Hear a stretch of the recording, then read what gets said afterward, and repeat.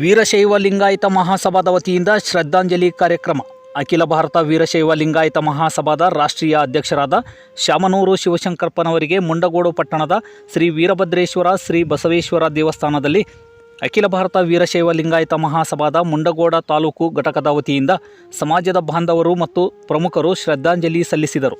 ಈ ಸಂದರ್ಭದಲ್ಲಿ ತಾಲೂಕು ಅಧ್ಯಕ್ಷರಾದ ಬಸವರಾಜ್ ವಿ ಪಾಟೀಲ್, ಪ್ರಧಾನ ಕಾರ್ಯದರ್ಶಿ ಬಸಯ್ಯ ತೋಟಯ್ಯನವರ್, ಮಾಜಿ ಶಾಸಕರಾದ ವಿ.ಎಸ್. ಪಾಟೀಲ್, ಪ್ರಮುಖರಾದ ಬಸವರಾಜ್ ಓಣಿಮಠ, ಎಸ್.ಬಿ. ಹೂಗಾರ, ಮಹೇಶ್ ಉಮಚಗಿ, ನಾಗಪ್ಪ ಕಡಗಿ, ಶಿವಾನಂದ್ ಬಿಜಾಪುರ, ನಿಂಗಯ್ಯ ಸುರಗಿಮಠ, ಶೇಖಯ್ಯ ತೋಟಯ್ಯನವರ್, ಷಣ್ಮುಖಯ್ಯ ಕುಲಕರ್ಣಿ, ಮಹೇಶ್ ಹಡಪದ, ಶಂಕರಪ್ಪ ಬಾಚಣಕಿ, ಬಸವರಾಜ್ ಮಿಶ್ರಕೋಟಿ ಹಾಗೂ ಮಹಿಳೆಯರು ಸೇರಿದಂತೆ ಇತರರು ಉಪಸ್ಥಿತರಿದ್ದರು.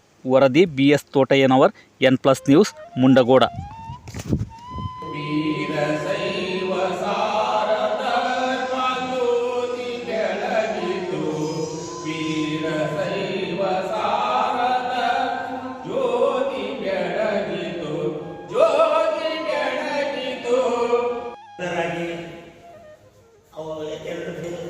ನಾವು ಅವರ ಶಾಂತಿಯನ್ನು ಕೋರುವುದರ ಸಲುವಾಗಿ ನಮ್ಮ ಸಮಾಜದ ಮುಖಂಡರು ಹಾಗೂ ನಿಮ್ಮೆಲ್ಲರ ಆತ್ಮೀಯ ಪ್ರೀತಿಯ ಮಾಜಿ ಶಾಸಕರಾದ ಶ್ರೀಯುತ ವಿ.ಎಸ್. ಪಾಟೀಲ್ ಸರ್ ಅವರು ಹಾಗೂ ಮುನ್ಸಿಪಲ್ ಸರ್ ಅವರು ಹಾಗೂ ನಮ್ಮ ಅಖಿಲ ಭಾರತ ವೀರಶೈವ ಮಹಾಸಭಾದ ಅಧ್ಯಕ್ಷರಾದಂತಹ ಬಸವರಾಜ್ ಪಾಟೀಲ್ ಅವರು, ನನ್ನ ಮಿತ್ರರಾದಂತಹ ಮೋಚಿಯವರು, ಎಲ್ಲರೂ ಸ್ವಾಮೀಜಿಯವರು,